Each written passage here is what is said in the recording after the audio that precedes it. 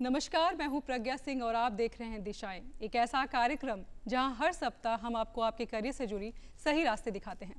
दर्शकों, आज का विषय है लॉ के क्षेत्र में करियर। एक ऐसा क्षेत्र है जो न ही केवल हमारे कानून को प्रशस्त करता है बल्कि हमारे देश के संवैधानिक नींव को भी मजबूत करता है। अब सवाल ये है कि क्या लॉ करने के बाद सिर्फ एक वकालत ही एक ऑप्शन बच जाता है? नहीं, इसके कई सारे यहाँ पे अपॉर्चुनिटीज़ है दर्शकों। It's not only about the crime, lawyer and courts. It's a dynamic world of full opportunities. और आज इसी विषय पर हमसे बातचीत करने के लिए हमारे साथ हैं चाणक्य लॉ कॉलेज के registrar and dean sir SP sir. Sir आपका स्वागत है। और इसी के साथ हमारे साथ प्रतिभागी नितेश तिवारी जी भी हैं, आपका भी स्वागत है। तो जैसा कि मैंने पहले ही बोला दर्शकों, सर मैंने पहले ही बोला था, अभी ये बोला कि it's not only about the crime and the court and the lawyer, it's also about there are so many opportunities. तो अगर बात की जाए विकल्प की लॉ करने के बाद, तो क्या सिर्फ कोर्ट ही तक सीमित है लॉ कि उसके बाद भी काफ़ी सारे अपॉर्चुनिटीज़ हैं? देखिए प्रज्ञा जी, जो कानून की पढ़ाई है जी, वो केवल नौकरी के लिए ही नहीं है। अगर आप संविधान सभा को भी देखें, जिन्होंने अपना संविधान को बनाया, भारत के संविधान को बनाया, उसमें जितने गणमान्य लोग थे उसमें से अधिकतर लॉ के क्षेत्र से थे। डॉक्टर राजेंद्र प्रसाद का नाम लीजिए, B.R. अम्बेडकर साहब का नाम लीजिए, वल्लभ भाई पटेल साहब का नाम लीजिए, बिल्कुल सर, नेहरू साहब का नाम लीजिए। इसीलिए केवल यह पढ़ाई के क्षेत्र में ही नहीं है, एक अपना पर्सनैलिटी को, व्यक्तित्व को विकास करने के लिए भी एक आम व्यक्ति को भी कानून का जानकारी होना चाहिए। बिल्कुल बिल्कुल, एक फंडामेंटल राइट्स है आपका, जो आर्टिकल 12 से 35 तक लिखा हुआ है कि आपको अगर कोई पकड़ता है, कोई जेल ले जाता है तो किस कारण से ले जा सकता है और आपके पास क्या इसके विकल्प हैं, आप क्या कर सकते हैं। बिल्कुल। तो इसके लिए कानून केवल BA LLB में नहीं होना चाहिए। यह शुरुआत के दौर में जैसे आप फिजिक्स केमिस्ट्री पढ़ते हैं, पॉलिटिकल साइंस पढ़ते हैं, वैसे लॉ का भी पढ़ाई होना चाहिए। मतलब आप ये कह रहे हैं कि हर एक नागरिक को अगर लॉ जानना ज़रूरी है? 100%। क्या कि एक आप अगर आपको पुलिस से करना है या आम लोगों से करना है या आपके पड़ोसी से कुछ करना है, अगर कोई बातें हो गई हैं तो कैसे उससे निपटारा किया जाए, क्या हमारे पास प्रोविजंस है, कैसे हम अपने केस को आगे बढ़ाएं, परसू करें, इसके लिए कानून का जानकारी तो होना ही चाहिए। तो बिल्कुल, ये तो बहुत सही बात आपने बोला सर कि कानून की जानकारी तो होनी चाहिए। और साथ ही अगर देखा जाए तो अगर मौका मिले हर किसी को तो लॉ कर लेना चाहिए, ऐसा कोई कोर्स करना चाहिए जहाँ पे उनको कानूनी जो भी है जानकारी वो ले सकें। प्रज्ञा जी, पहले था कि आप फिजिक्स पढ़ रही हैं, पॉलिटिकल साइंस पढ़ रही हैं तो एक UPSC है या BPSC जी। अगर आप लॉ में आप कोई डिग्री लेती हैं तो केवल आप UPSC BPSC ही नहीं दे सकती हैं, आप जज भी बन सकती हैं, आप एडवोकेट भी बन सकती हैं, सोशल इंजीनियरिंग का काम कर सकती हैं, समाज में मिलाने का, समरसता पैदा करने का भी काम कर सकती हैं। So there are lots of things, बिल्कुल आप आपका हर एक जगह, जो केवल पहले जो ट्रेडिशनल सब्जेक्ट्स था उसका कुछ निर्धारित जगह थी, लिमिटेशंस था, लेकिन तो वाइड स्कोप हो जाता है ना। आप जज भी बन सकती हैं, आप LIC भी ज्वाइन कर सकते हैं, बैंक भी ज्वाइन कर सकते हैं, UPSC भी कर सकती हैं, हर एक क्षेत्र में। भाई मेरा सवाल यही था कि जो एक सिर्फ वकालत ही एक ऑप्शन नहीं है, उसके अलावा भी बहुत सारे काफ़ी सारे फील्ड हैं जिसमें वो जा सकते हैं। इसी के साथ दर्शकों, क्योंकि ये फोन इन लाइव शो है, तो अगर आपके मन में भी लॉ से रिलेटेड कोई सवाल है, आप सवाल करना चाहते हैं कुछ भी, तो आप हमारे टोल फ्री नंबर 1800-3456171 पे कॉल अभी कर सकते हैं। हमारा अभी नंबर चालू है। तो सर, जैसा कि हमने बात की कि बहुत सारी अपॉर्चुनिटीज़ हैं, लेकिन लॉ करने के लिए क्या क्या शैक्षणिक योग्यताएं की ज़रूरत है, उसके बारे में हमारे दर्शकों को बताएं। देखिए, 2008 से एक कॉमन लॉ एडमिशन टेस्ट की शुरुआत हुई सुप्रीम कोर्ट के मध्यस्थता से। अभी हमारे पास भारत में 26 नेशनल लॉ यूनिवर्सिटीज़ हैं, सभी का एक साथ परीक्षा होती है जिसको हम कॉमन लॉ एडमिशन टेस्ट कहते हैं। इस साल वह 7 दिसंबर 2025 को होना है। उससे ही एडमिशन 26 नेशनल लॉ यूनिवर्सिटीज़ में होंगे। 3600 के लगभग फॉर बैचलर LLB और LLM के लिए भी होता है, LLM के लिए पोस्ट ग्रेजुएशन का भी होता है। तो उसका एग्ज़ाम 7 दिसंबर को होएगा, संडे को 2 से 4 होता है। और 3600 सीटें हैं तकरीबन 26 नेशनल लॉ यूनिवर्सिटीज़ में, वहाँ पे आपका दाखिला होगा। सर, अब मैं आपको बीच में रोकना चाहूँगी, अभी हमारे साथ हमारे पहले कॉलर जुड़ चुके हैं। जी, आपका नाम बताएं और आप कहाँ से बोल रहे हैं? जी, आपका नाम बताएं। हेलो जी, आपका नाम? अनिल कुमार। जी अनिल जी, आपका सवाल, आप कहाँ से बोल रहे हैं पहले ये बताएं। मैं मुजफ्फरपुर से बोल। जी अनिल जी, अपना सवाल बताएं, आप पूछें। सवाल मेरा है, डिस्टेंस मोड में भी एलएलबी है, उपलब्ध है क्या कोर्स? जी नहीं, डिस्टेंस मोड में एलएलबी और एलएलएम की पढ़ाई नहीं होती। एलएलएम बिल्कुल नहीं होती है सर, ये तो मैंने भी पता किया था कि एलएलएम और एलएलबी के लिए भी नहीं होती है। बार काउंसिल ऑफ इंडिया ने लिखा है एलएलएम के लिए भी कुछ जगह शुरू हो गई थी कि नहीं, इसे हम मान्यता नहीं देंगे। बहुत सही सवाल अनिल जी आपने भी किया और आपको जवाब भी मिल गया होगा। और इसी के साथ हमारे जो युवा प्रतिभागी हैं सर नितेश जी, ये भी तैयारियां कर रहे हैं और लॉ के बारे में पूरी जानकारी लेना चाहते हैं। इनका भी कुछ सवाल है आपसे पूछने के लिए। नितेश जी, आप अपना सवाल कीजिए। सर, एक सफल लॉ कैरियर के लिए किस स्किल्स का होना आवश्यक है? देखिए, क्लैट में आपको जो प्रश्न पूछे जाएंगे 120 प्रश्न, उसमें इंग्लिश होएगा जी, लॉजिकल रीजनिंग होगा, लीगल रीजनिंग होगा, जनरल स्टडीज़ होगा, करंट अफेयर्स पे होगा और क्वांटिटेटिव एप्टीट्यूड मतलब गणित का आपका जानकारी 10th क्लास तक होना चाहिए। इसमें अगर आप पास करते हैं 120 नंबर्स में तो आपको दाखिला मिल जाएगा किसी भी नेशनल लॉ यूनिवर्सिटीज़ में। ओके सर, अभी के टाइम में देखा जाए तो इंटर्नशिप और कोर्ट एक्सपोजर लॉ छात्रों के लिए कितने ज़रूरी है? अभी आप देखिए ना, भारत सुप्रीम कोर्ट ने ही कह दिया है कि जो जज के लिए, जो डिस्ट्रिक्ट जज, जो आपका जो जिला में जो जजेज बनते हैं सिविल जजेस, उसके लिए भी 3 साल आपको वकालत करने का ज़रूरत है, तभी आप परीक्षा दे सकते हैं। पहले नहीं था, पहले नहीं था, काफ़ी सारे चेंजेस। तो आप समझ सकते हैं कि इसका कितना ज़रूरत है, अहमियत है इंटर्नशिप का। क्या कि आपको प्रैक्टिकल एस्पेक्ट में जानना है, बेयर एक्ट्स केवल नहीं जानना, उसका कैसा यूज होता है, कैसे उसको लगाया जाता है। अगर केवल बेयर एक्ट से ही काम होता तो किसी क्लर्क को बैठा के, किसी भी आदमी को बैठा के हम दे देते डिसीजन। लेकिन परिप्रेक्ष्य क्या है, किस तरह की बातें हैं, कैसा केस है, क्या नेचर है, किस सर्कमस्टांसेस में हुआ, तो वहाँ पे वो अपना एक सब्जेक्टिव एक अंडरस्टैंडिंग उसको करना होता है। तो जब तक आप इंटर्नशिप नहीं करेंगे, जब तक आप कोर्ट विजिट नहीं करेंगे, इसलिए जितने भी नेशनल लॉ यूनिवर्सिटीज़ है या जो भी यूनिवर्सिटीज़ है जो लॉ के क्षेत्र में है, वहाँ मूट कोर्ट होता है जी कि किसी भी प्रश्न पे वाद विवाद हो, जज होते हैं और उस पर फैसला होता है। इसीलिए internship, moot court, now these are the basic things for any law graduate. ठीक है, यह सिलेबस में हो गया है। तो इंटर्नशिप के साथ पूरी तैयारी जरूरी है। हमारे यहाँ 4 महीना के लगभग इंटर्नशिप होता है, लगभग 1.5 महीना गर्मी में और 1.5 महीना जाड़े में। इंटर्नशिप में लोग जाते हैं हाई कोर्ट, सुप्रीम कोर्ट, जजेस के साथ काम करते हैं, लॉ क्लर्क्स बन के काम करते हैं, एडवोकेट्स के साथ काम करते हैं, लॉ फॉर्म्स में जाते हैं। इसीलिए इंटर्नशिप तो मस्ट है। इसीलिए कोई आपका ट्रेडिशनल कॉलेज में इतना 3 महीना 4 महीने का कोई इंटर्नशिप नहीं होता है, लेकिन लॉ में होता है। जी सर, इसी के साथ जैसा कि अभी नितेश जी ने भी बोला कि आपने सही बोला कि सिर्फ बेयर एक्ट पढ़ के अगर कोई लॉयर बन जाता या कोई एडवोकेट बन जाता तो बहुत हर कोई बन जाता, लेकिन अभी बहुत स्ट्रगल्स है क्योंकि बहुत लोगों को वो गाइडेंस नहीं मिल पाता और शायद इसीलिए हम लोग यहाँ पे हैं उनको गाइडेंस देने के लिए।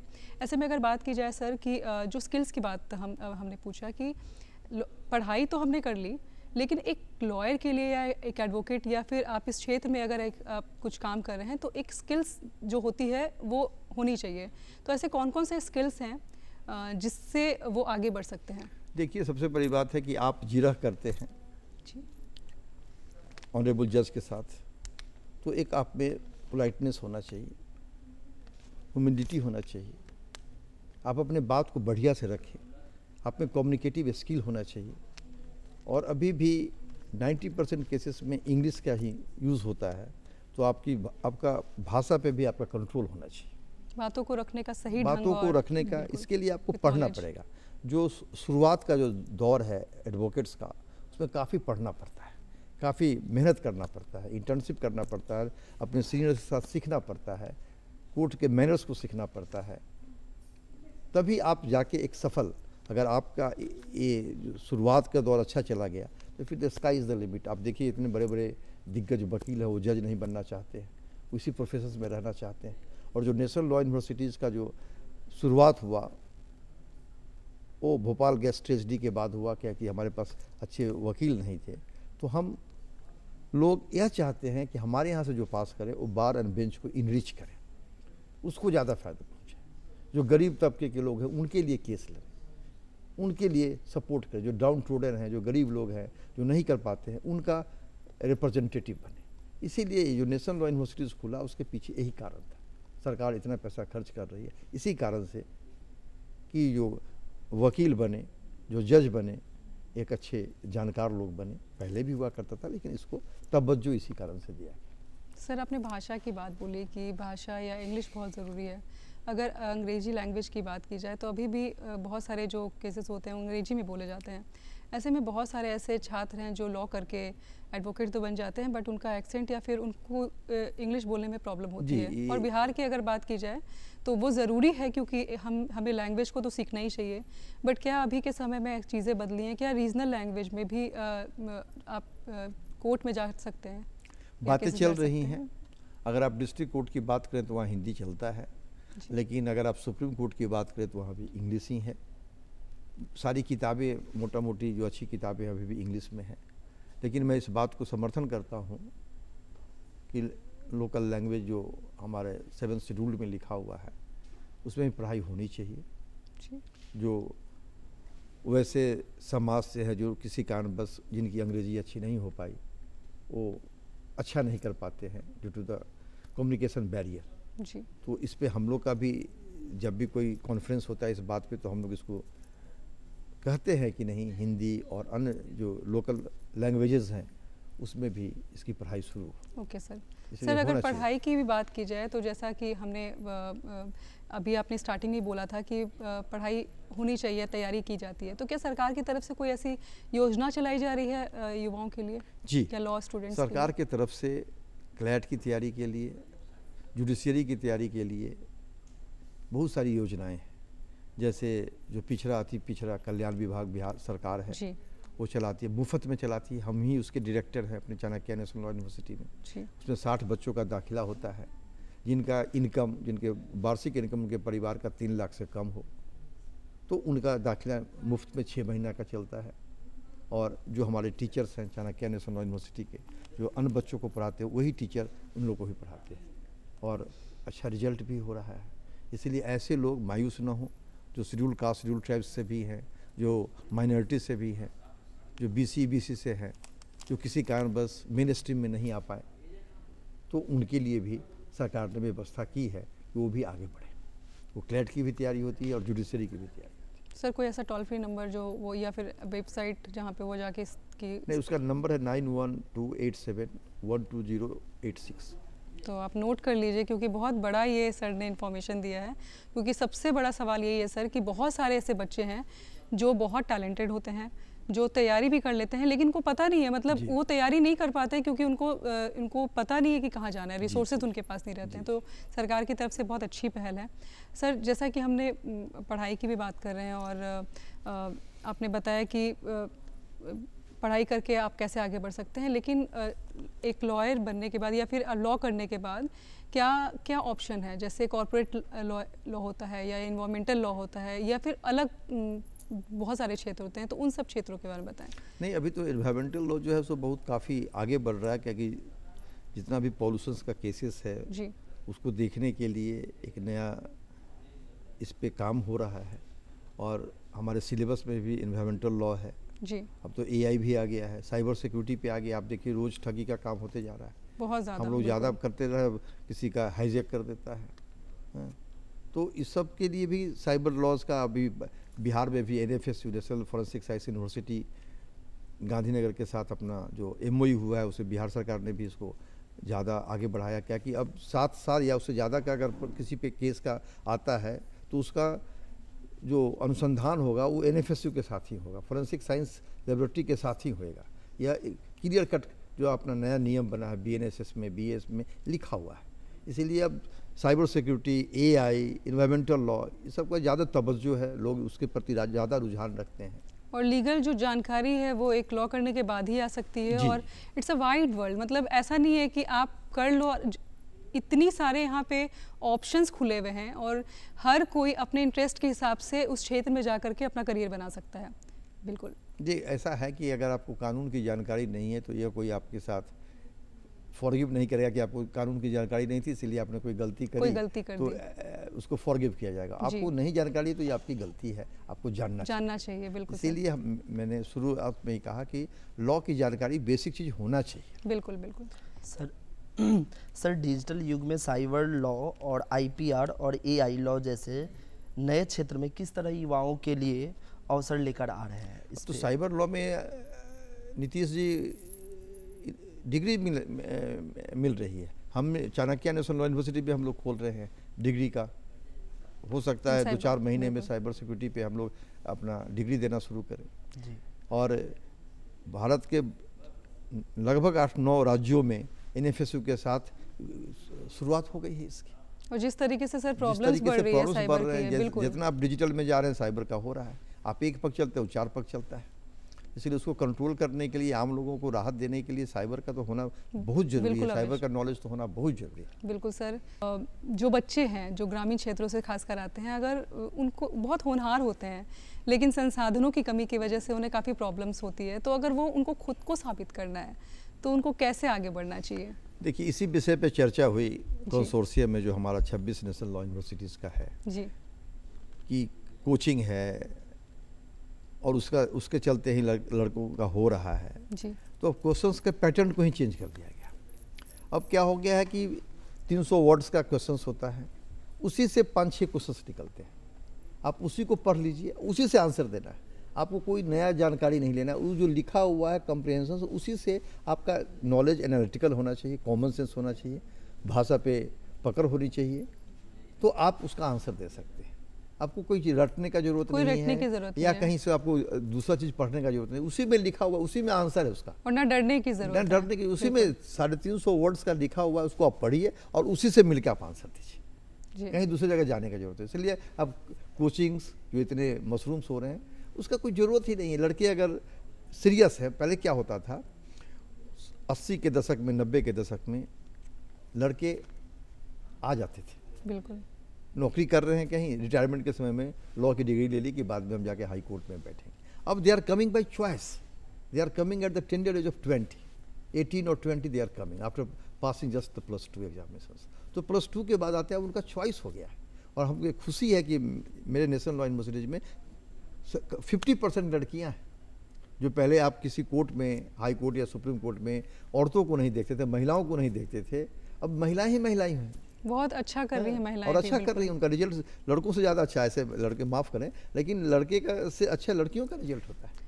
सर इट्स ऑल अबाउट कि हम मेहनत कितना करते हैं और कितना कंसिस्टेंट अपनी पढ़ाई को लेकर के।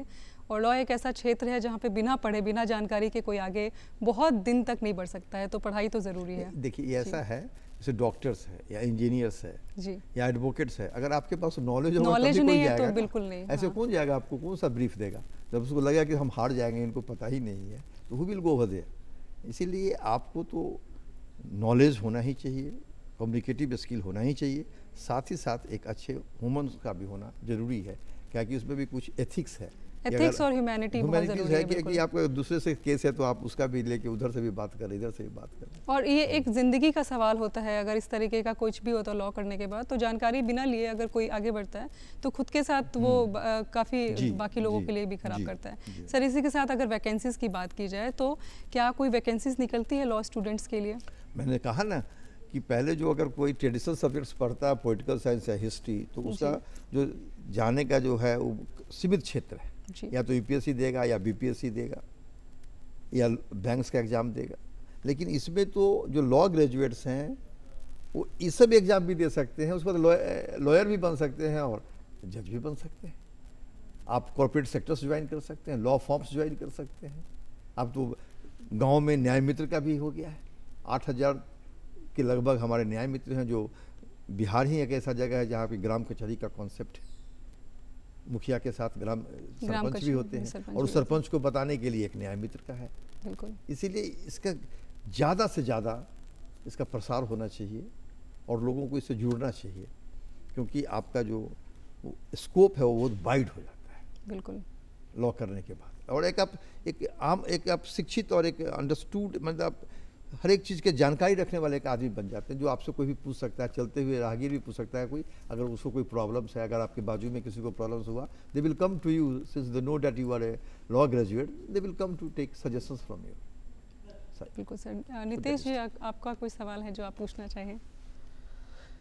सर जो लॉ के स्टूडेंट हैं वो अक्सर देखा जाता है कि उनके साथ इंटर्नशिप जो कर रहे हैं और वो काफ़ी स्ट्रगल करते हैं, 12 घंटे 14 घंटे काम करते हैं, तो क्या एक अमाउंट जिसके लिए उनके अपना पैकेट जो खर्च होता है वो निकल पाए, क्या ऐसा होना चाहिए? देखिए, इस डिपेंड करता है। जैसे कि अगर आप बिहार में पटना में जाएं तो उतना पैसा नहीं मिलता है। उसके दो कारण हैं। एक तो है कि आप इंटर्नशिप कर रहे हैं तो आपको जानने की ख्वाहिश है, अभी आपको सीखना है, आप पैसे पे मत जाएं। सीखने की बात है क्या कि अगर आप अच्छे से सीख लेते तो फिर आप कहीं भी जा सकते हैं। आप अच्छे अच्छे लॉयर्स हैं, आप देखिए उनका क्या एक ब्रीफ का कितना पैसा मिलता है। दूसरी बात है जो आपने कहा वो भी सही है, कितना कुछ मिलना चाहिए। अगर आप हाई कोर्ट में लॉ क्लर्क्स हैं या सुप्रीम कोर्ट में है तो आपको वहाँ पैसा भी मिलता है इंटर्नशिप में, या जो अच्छे अच्छे वकील हैं, जो सीनियर एडवोकेट्स हैं, वो भी देते हैं। लेकिन बिहार में इंटर्नशिप को पैसा लगभग नगण्य है, लेकिन अन्य राज्यों में खासकर दिल्ली में उनको पैसे मिलते हैं। और बिल्कुल इस पे ध्यान देने की ज़रूरत है और इस पे आगे मतलब अच्छा हो और हम लोग भी इसका उम्मीद करते हैं। लेकिन लड़कों को अभी पैसा से ज़्यादा है इंटर्नशिप पे, हाँ, और हर क्षेत्र में सीखने की ज़रूरत है सर। इसी के साथ भी पैसा मिलता है लेकिन सीखने की बात। बिल्कुल सर इसी के साथ अगर बिहार की बात की जाए तो बहुत सारे स्टूडेंट्स जो हैं वो जो पढ़ाई करना चाहते हैं, कोई जो संस्थाएं हैं, कुछ संस्थाओं के नाम बताएं जहाँ पे वो जा कर के लॉ कर सकते हैं, बैचलर या अभी हाल के दिनों में कुछ लोग महामहिम राज्यपाल से मिले जी। उनका कहना था कि चाणक्य राष्ट्रीय विधि विश्वविद्यालय जब खुला 2006 से जी, तो अभी तक हम लोगों ने 350 डिस्ट्रिक्ट कोर्ट में जजों को बनाया है। 350 जो एक मिसाल है, 26 नेशनल लॉ यूनिवर्सिटी में कहीं ऐसा नहीं हुआ है। हमारे स्टूडेंट्स यूपीएससी में भी हुए हैं, आईएफएस हुए हैं, आईआरएस हुए हैं, जितने भी एनएलएस हैं, बेंगलोर हो या हैदराबाद हो, हमारे टीचर्स हैं, एसोसिएट प्रोफेसर्स हैं, प्रोफेसर्स हैं। इसीलिए नेशनल लॉ यूनिवर्सिटी को देखते हुए बिहार सरकार चाह रही है, यहाँ के लोग चाह रहे हैं कि एक और नेशनल लॉ यूनिवर्सिटी खोले। चाणक्य राष्ट्रीय विधि विश्वविद्यालय के साथ एक और चाणक्य राष्ट्रीय विधि विश्वविद्यालय के समानांतर में एक नेशनल लॉ यूनिवर्सिटी खोले। डेली आप पेपर में देख रही होंगी, मेरा भी उस पर एक आर्टिकल आया, मेरी भी बातें हुई हैं। तो एक खुलना चाहिए, क्योंकि जितने भी क्लैट में परीक्षा देते हैं बच्चों, उसमें से सेकंड पोजीशन बिहार का, जहाँ से ज़्यादा बच्चे एग्जाम देते हैं, मोर देन 4000। तो जो बच्चे बाहर जाके पढ़ना चाहते हैं, जो दूसरे राज्यों के आमदनी को बढ़ा रहे हैं, अगर हम यहाँ एक और नेशनल लॉ यूनिवर्सिटी खोल तो क्यों ना बिहार में ही, तो बिहार में बाहर से भी हमारे बच्चे तो यहाँ रहेंगे ही और बाहर से भी बच्चे हमारे यहाँ आएंगे। और मैं इसलिए नहीं कह रहा हूँ कि बिहार में खुले, हमसे कम जहाँ पे बच्चे परीक्षा देते हैं वहाँ 3-3 नेशनल लॉ यूनिवर्सिटी खुला हुआ है। जैसे महाराष्ट्र में, औरंगाबाद में, मुंबई में, नागपुर में खुला हुआ है, यूपी में 2 है, प्रयागराज में खुला हुआ है, लखनऊ में खुला हुआ है जी, मध्य प्रदेश में 2 खुला हुआ है। इसलिए बहुत सारे जगहों पे खुला हुआ है। इसलिए अगर एक खुल जाता है बिहार में भी एक नेशनल लॉ यूनिवर्सिटी तो एक अच्छी बात होगी, बहुत बड़ी खुशखबरी भी होगी सर अगर ये खुल जाता है। तो जितने भी स्टूडेंट्स खासकर जो माइग्रेट करते हैं, लोकसभा में भी चली है, कुछ हमारे जो एमपीज हैं उन्होंने इस बात को उठाया है 1 सप्ताह पहले कि इस पे एक बिहार में एक और नेशनल लॉ यूनिवर्सिटी खुले, और हमें भी उम्मीद है सर कि वो जल्दी ही खुले। बिल्कुल सर, जैसा कहा जाता है कि जो ये क्षेत्र है काफ़ी रिप्यूटेटेड क्षेत्र माना जाता है, और अगर एक इंसान जो लॉ के क्षेत्र में हो, उसके कलम में इतनी ताकत होती है कि वो किसी के भी जीवन को बदल सकता है, तो इस चीज़ को कितना मानते हैं आप? क्योंकि एक जानकार आदमी ही ऐसा कर सकता है, तो उसको किस तरीके से आप एक्सप्रेस करना चाहेंगे? 100%। अब तो जितने भी नेशनल लॉ जो न्यूज़पेपर्स हैं वो चाहते हैं कि एक लीगल रिपोर्टर हमारे पास हो, क्या कि वो कोई भी बात लिखेगा तो विश्लेषण के साथ विद एविडेंस लिखेगा जी, तो उसका ज़्यादा तवज्जो होता है जी, उसका ज़्यादा अहमियत होता है, लोग उसको ज़्यादा जानना चाहते हैं। इसीलिए अब सभी जगहों पे आप कोई बैंक में चले जाइए तो वहाँ लीगल ऑफिसर्स हैं, लॉ ऑफिसर्स हैं। अभी हमने बिहार सरकार के बहुत सारे विभागों में हमने इंटर्नशिप में दिया है, जो हमारे यहाँ से बच्चे पास किए हैं वो उनके यहाँ लीगल एडवाइज़र के रूप में काम करते हैं।